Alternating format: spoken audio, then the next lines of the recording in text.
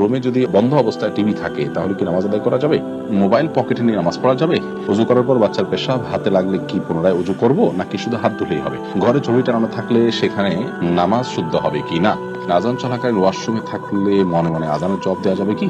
ঘরে কবুতর বা পাখি পালন করা কি গুনাহ? জীবন সঙ্গী হিসেবে আমার পছন্দের কাউকে পাওয়ার জন্য দোয়া করছি, সে মানুষ যদি আমাকে অপছন্দ করে সেক্ষেত্রে আমার করণীয় কি? কিভাবে দোয়া করব? পার্লারে কাজ করে টাকা উপার্জন করলে তাকে জায়েজ হবে? আমার চাচাতো বোন 5 মাসের প্রেগনেন্ট, এখন সে স্বামীর সাথে সম্পর্ক ছিন্ন করতে চায়। তারা সিদ্ধান্ত নিয়েছে বাচ্চাটা নষ্ট করবে। প্রশ্ন হলো বাচ্চাটা নষ্ট করা ঠিক হবে কিনা, তা না হলে কি করতে হবে? নফল সিয়াম রেখে স্ত্রী মিলন করলে কি কাফারা আদায় করতে হবে? হাতে কলমের কালি থাকলে ওযু হবে কি? বিয়ে করার ক্ষেত্রে কি মেয়েদের যোগ্যতা ছেলেদের চেয়ে নিম্ন হতে হবে এমন কোন বিধিবিধান আছে? চলুন আমরা প্রবেশ করি প্রশ্ন উত্তরের আলোকিত ভুবনে। এমডি ফরিদ আপনি লিখেছেন, পানির নিচে ছত্র ঢাকা লাগবে কি? পানির নিচে ছত্র ঢাকা আবশ্যক নয় যদি সেটা উপর থেকে কেউ না দেখে। এমডি আবির আপনি লিখেছেন, আমার একটা ডিপিএস আছে, তার সুদ দিয়ে কি আমি নিজের বাথরুম বানাতে পারবো? ডিপিএস এর সুদ দিয়ে আপনি নিজের বাথরুম বানাতে পারবেন না। গরিব মানুষকে পাবলিক টয়লেট ইত্যাদি করে দিতে পারেন, নিজে করবেন না। সত্যপথের দিশারি আইডি থেকে আপনি লিখেছেন, নফল সিয়াম রেখে স্ত্রী মিলন করলে কি কাফারা আদায় করতে হবে?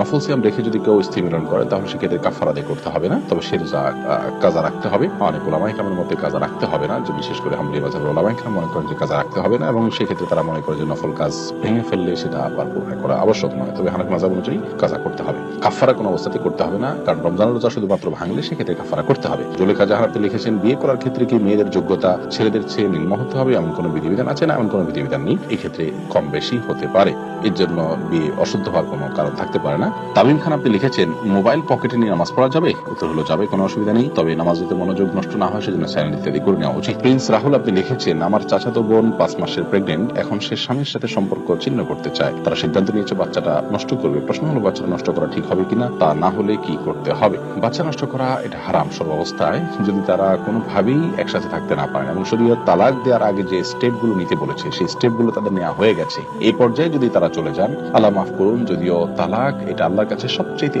অপ্রিয় জায়েজ কাজ, অনুমোদিত কাজ, আবগাদুল মুবাহ ইলাল্লাহি আত-তালাক, আল্লাহর কাছে সবচেয়ে অপছন্দনীয় কাজ হলো তালাক। আল্লাহ হালাল করেছেন কিন্তু আল্লাহ পছন্দ করেন না এটাকে, জাস্ট এটা ইমার্জেন্সি হিসেবে ব্যবহার করার মতো। বিধায় তালাক দেওয়ার পর বেশিরভাগ পরিবারে একটা সময় কিন্তু তারা আক্ষেপ করেন এবং তারা বুঝতে পারেন যে তাদের সিদ্ধান্ত ভুল ছিল। তো এই জন্য বুঝে শুনে হচ্ছে কিনা, সমস্ত স্টেপগুলো পার হয়েছে কিনা সেগুলো বিবেচনা করা দরকার, এবং যে কারণে তালাক হচ্ছে সেই কারণটা যদি পারস্পরিক বোঝাপড়ার ভুল হয়ে থাকে তাহলে সবর করা উচিত, একে অন্যকে মেনে নেওয়া মানুষকে থাকা উচিত এবং ফিরে আসা তাদের সিদ্ধান্ত থেকে। আমি অনুষ্ঠানের মাধ্যমে আপনার চাচাতো বোন এবং তার ভগ্নীর প্রতি তাদের প্রতি আকুল আবেদন রাখবো যাতে তারা যেন এই সিদ্ধান্ত থেকে যথাসম্ভব ফিরে আসেন এবং পুনর্বিবেচনা করেন। আর যদি কোনোভাবে যেটা তারা না করেন তাহলে এই সন্তান নষ্ট করা তাদের জন্য কোনো অবস্থাতে জায়েজ নয়। উভয় হারাম কাজে লিপ্ত হবেন, মানুষ হত্যার অপরাধী হবেন। এই সন্তান স্বাভাবিকভাবে জন্মগ্রহণ করবে, তালাক হলে আপনার গর্ভ খালাস হওয়া পর্যন্ত তিনি অন্যত্র বিয়ে বন্ধনে আবদ্ধ হতে পারবেন না, তারপর তিনি অন্যত্র আবদ্ধ হতে পারবেন, কিন্তু সন্তান নষ্ট করার কোনো সুযোগ নেই। জান্নাত এই আইডি থেকে আপনি লিখেছেন, পার্লারে কাজ করে টাকা উপার্জন করলে তাকে জায়েজ হবে? পার্লারে কাজ করা এবং তার মাধ্যমে টাকা উপার্জন করা এটা জায়েজ হবে। বিশেষ করে পার্লারে টাকা আপনার উপার্জন করার ক্ষেত্রে আপনাকে দেখতে হবে যে সেখানে আপনি কি কাজ করছেন। আপনি যদি এমন কোন সার্ভিস প্রোভাইড করেন যেটা আসলে হারাম, যেমন পার্লারে গিয়ে আপনি ধরুন গায়ে ট্যাটু আপনি লাগাচ্ছেন, অথবা ছেলেদের গায়ে ট্যাটু লাগাচ্ছেন, যেটা লাগানো হারাম, তাহলে সেক্ষেত্রে আপনার জন্য এই চাকরি করা জায়েজ নয়। আর যদি সেখানে থেকে আপনি হালাল কাজগুলো করেন, মেয়েদের সাধারণ সাজগোজগুলো করে দেন, তাহলে সেক্ষেত্রে সে চাকরি করাতে কোনো অসুবিধা নেই। জারিনী আইডি থেকে আপনি লিখেছেন, জীবন সঙ্গী হিসেবে আমার পছন্দের কাউকে পাওয়ার জন্য দোয়া করছি, কিন্তু সে মানুষ যদি আমায় অপছন্দ করে সেক্ষেত্রে আমার করণীয় কিভাবে দোয়া করব? উল্লেখ্য, 2 বার ইস্তেখারা করার পরেও মন থেকে সেদিকেই দোয়া করার ইচ্ছে প্রবল হয়। আপনি ইচ্ছা করবেন, দোয়া করবেন, চেষ্টা করবেন, বিশেষ করে ইস্তেখারার দোয়ার পর যদি সেটা না হয়, ওই লোকটা আপনাকে গ্রহণ না করে, তাহলে বুঝবেন যে আল্লাহ তাআলার পক্ষ থেকে সেখানে আপনার জন্য কল্যাণ নেই, আপনি অন্যত্র চিন্তা করবেন। পৃথিবীতে কাউকে অন্তরে এমনভাবে স্থান দেওয়ার সুযোগ নেই যে তাকে ছাড়া আমি বাঁচবো না, তার ছাড়া আমার সংসার হবে না, কারণ আমরা যেটাকে ভালো মনে করি সেটা যে ভালো হবে এই বিষয়ে কোনো নিশ্চয়তা আমাদের নেই, বরং এই সমস্ত ক্ষেত্রে আমরা বিপদের সম্মুখীন হওয়ার সমূহ আশঙ্কা অনেক ক্ষেত্রেই কিন্তু থাকে। আখেরি নবীর উম্মতে আইডি থেকে লিখেছেন, ঘরে কবুতর বা পাখি পালন করা কি গুনাহ? ঘরে কবুতর অথবা পাখি এগুলো পালন করাতে কোনো অসুবিধা নেই, কারণ পাখি এই পশু এভাবেই পালন করা হয়ে থাকে। বিশেষ করে পাখির ক্ষেত্রে যে পাখিগুলো খাঁচায় পালনযোগ্য, এভাবেই সেগুলো বেড়ে উঠেছে, জন্ম হয়েছে, জাতটাই এরকম, তা তাহলে সেগুলো পালা দোষণীয় নয়। তবে যে পাখি বাহিরে উড়ে চড়ে বেড়ায় সেগুলোকে বলপূর্বক আপনি বেঁধে রেখেছেন এবং খাবার দিচ্ছেন না, এরকম যদি হয় সেটাও জুলুম হবে। আফরিন চৌধুরী মিম আপনি লিখেছেন, হাতে কলমের কালি থাকলে অজু হবে কি? হবে, কারণ কলমের কালির কারণে হাতে আমাদের ত্বকের উপরে আলাদা কোনো স্তর পড়ে না। ফারজানার সাথে আপনি লিখেছেন, আজান চলাকালীন ওয়াশরুমে থাকলে মনে মনে আজানের জবাব দেওয়া যাবে কি?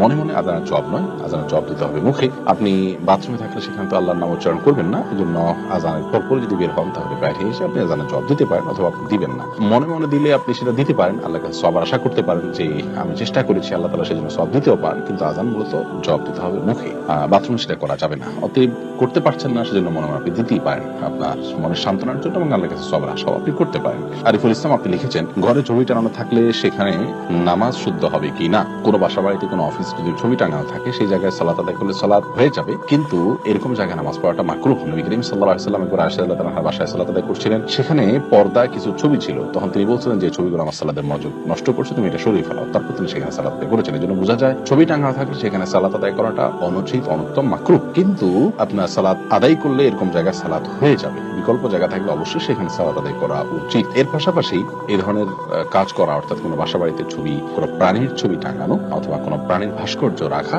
এগুলো হারাম, সম্পূর্ণ হারাম। নবী সাল্লাল্লাহু আলাইহি ওয়াসাল্লাম নিষেধ করেছেন। তিনি বলেছেন, বুখারী হাদিসে আসছে যে লা তাদখুল মালায়েকাতু বাইতান ফি কালবুন আও সূরা, কোনো বাসায় যদি কুকুর অথবা কোনো প্রাণীর ছবি থাকে সেখানে রহমতের ফেরেশতা প্রবেশ করে না। তিনি অন্য হাদিসে বলেছেন, কোনো প্রাণীর ছবি রাখা, ভাস্কর্য ইত্যাদি, প্রাণীর ভাস্কর্য ইত্যাদি রাখা গুনাহের কথা জায়েজ নয়। হাদিস থেকে সেরকমটি বোঝা যায়। মিজান এর থেকে আপনি লিখেছেন ইউটিউব চ্যানেলে, ওযু করার পর বাচ্চার পেশাব হাতে লাগলে কি পুনরায় ওযু করব নাকি শুধু হাত ধুলেই হবে? না, পুনরায় ওযু করার দরকার নেই। বাচ্চা পেশাব যদি হাতে লেগেছে আপনার ওযু অবস্থায়, তাহলে যে অংশে হাতে লেগেছে ওই অংশটা পানি দিয়ে ধুয়ে ফেললে চলবে। জুমানা ইসলাম আপনি লিখেছেন, বিদেশে যাওয়ার জন্য বয়স বাড়লে কি গুনাহ হবে?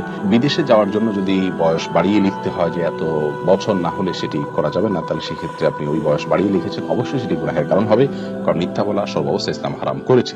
এমনি নাজমুল হক আপনি লিখেছেন, রুমে যদি বন্ধ অবস্থায় টিভি থাকে তাহলে কি নামাজ আদায় করা যাবে? রুমে বন্ধ অবস্থায় টিভি থাকলে সেই রুমে যদি আপনি নামাজ পড়েন তাহলে সালাত আপনার হয়ে যাবে। বিশেষ করে যদি টিভি বন্ধ থাকে তাহলে কোনো অসুবিধা, নামাজ হয়ে যাবে। আর যদি টিভি চালু থাকে তাহলে সেক্ষেত্রে মনোযোগ নষ্ট হবে, জন্য অন্য কোথাও সালাত আদায় করা উচিত।